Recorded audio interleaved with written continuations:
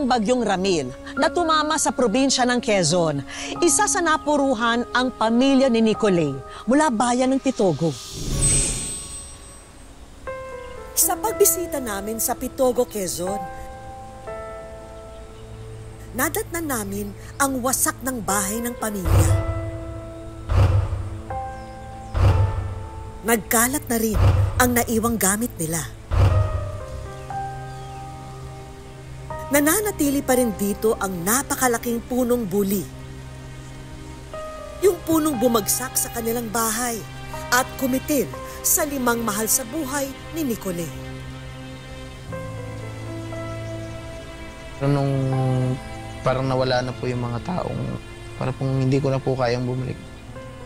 Pero mo yun, sa isang iglap na wala ang lahat ng pinakamamahal mo sa buhay.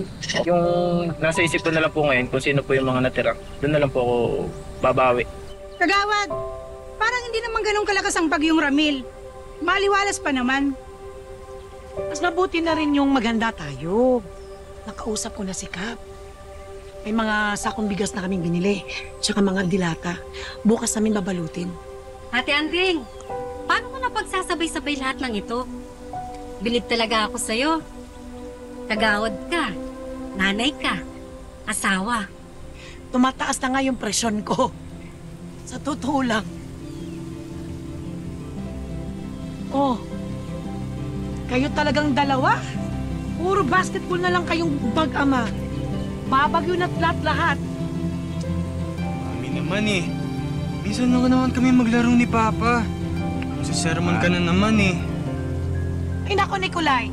Alam mo, lahat ng sermon ko sa'yo ay para sa'yo. Paano pag nawala ako?